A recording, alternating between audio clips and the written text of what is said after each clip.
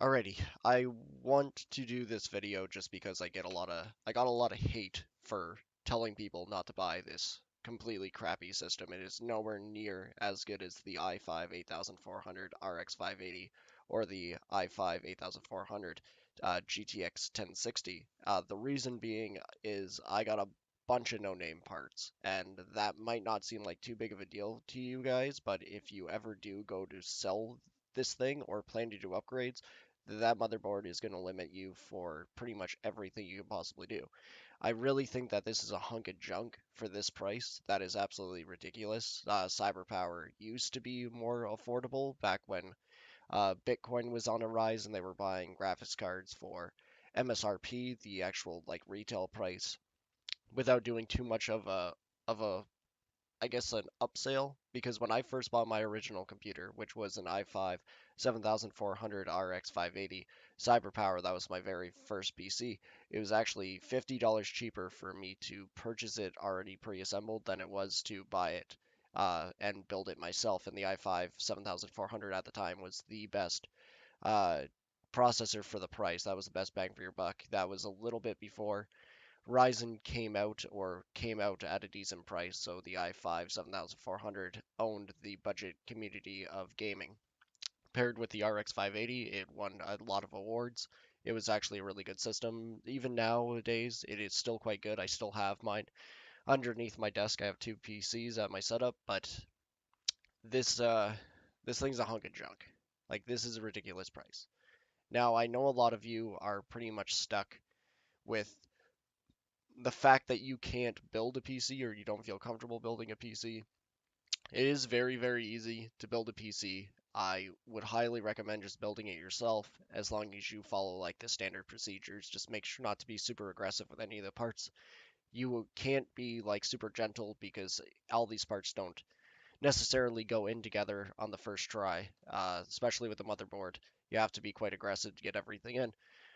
But there is another option for you guys. So I built this PC. So this one is $900. And I built this PC in the aspects of somebody that wants to do streaming, gaming, everything at a low budget price for high-end computer. This thing would run just about as good as mine. Uh, Probably even better if you decide to overclock the Ryzen, but I would suggest buying a different CPU cooler, preferably liquid of a brand name that's actually reliable. But anyways, I went with the RTX 2060 6 GB and the Ryzen 5 1600, which actually compared to the Intels, scores on average 12% higher, but the overclock peak performance beats it out by 6%. So it's 6% stronger after an overclock, but I strongly, strongly suggest getting a different cooler. Do not try to overclock it in its current state with its regular cooler. It's not going to do too well. You at least want a dual fan air cooler or a liquid cooler.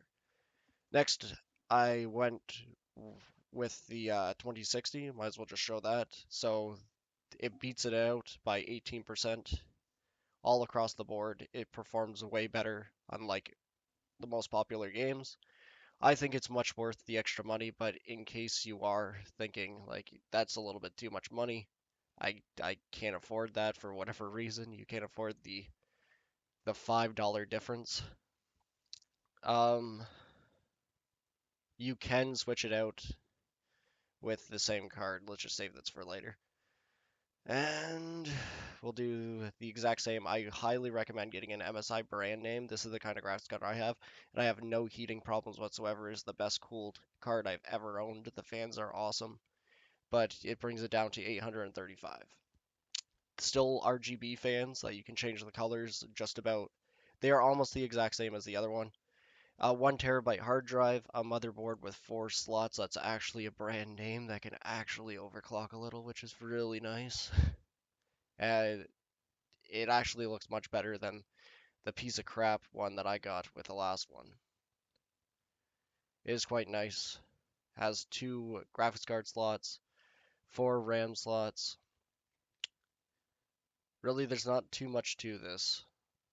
I'm just checking out to make sure that it has everything, and then those being out of the way will make it very easy to put in a liquid cooler if you ever plan to. My motherboard has these things all around it, so pushing it against the motherboard was quite hard.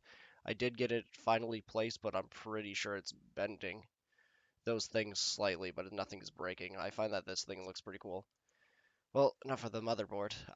And the 650 watt brand name power supply over that 500 watt no name piece of crap they gave me. A nice cool a case. You do not have to choose this one. I don't care which one you choose. My cousin got this one for his build, and I thought it was actually really, really nice. Super easy to set up. Not too many plugs to do, and hidden everything. So this is at the front of the case. You can actually hide all your hard drives to be completely out of sight, out of mind.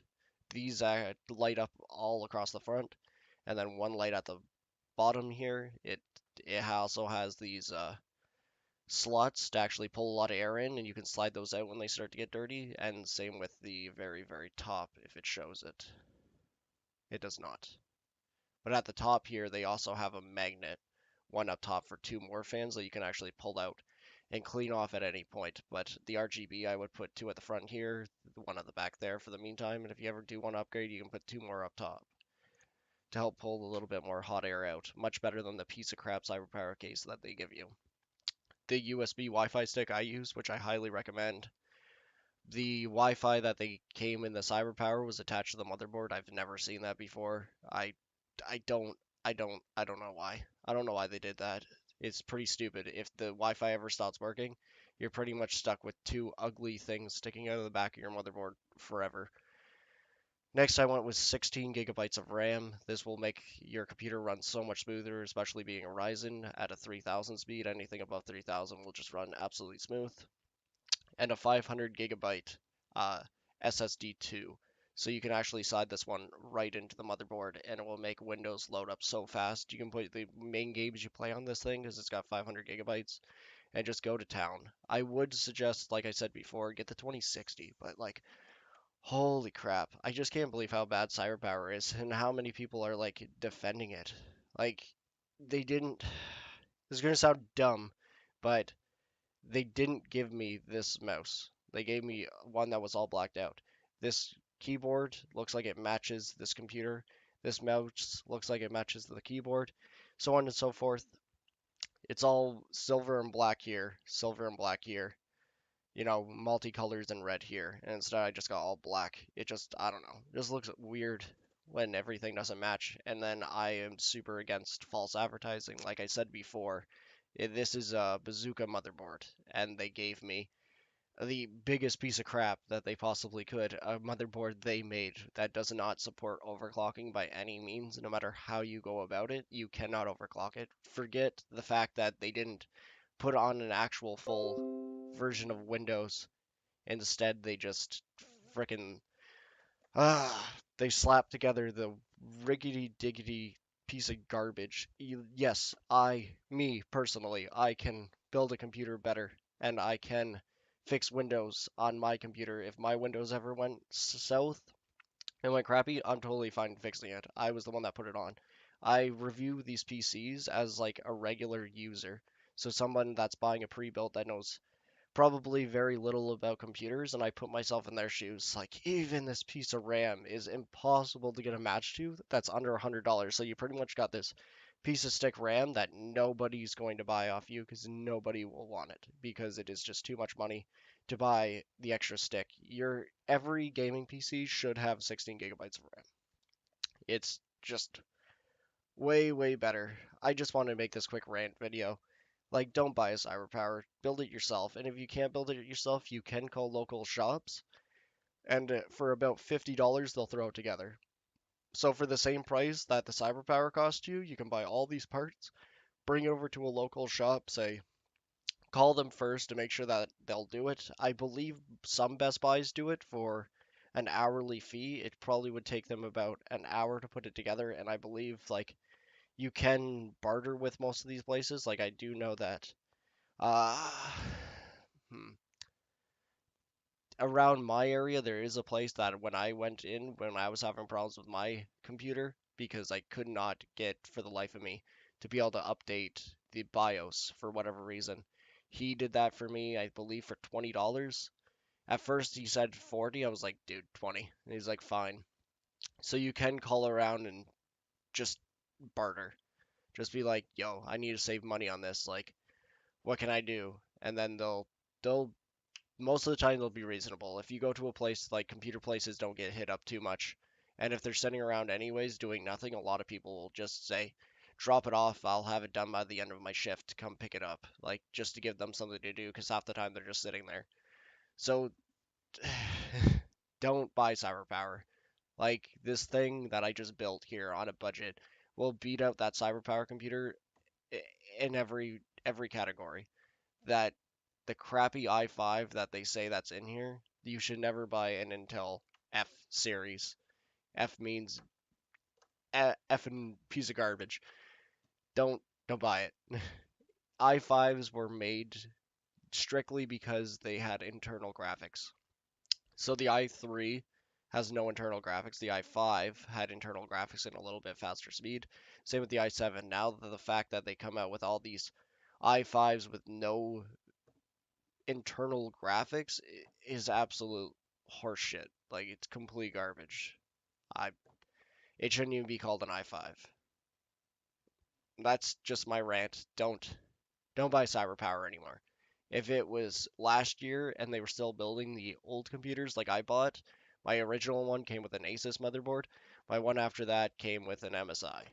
And now they all of a sudden, for a jacked up price, they come out with their own motherboard that can't have any overclocking. You can even watch my open box video and even hear in my voice how disappointed I was when I saw that motherboard. And I tried to justify it with, well, at least they put in an extra graphics card slot for a fucking AMD Crossfire. It came with a GTX card. It was completely irrelevant.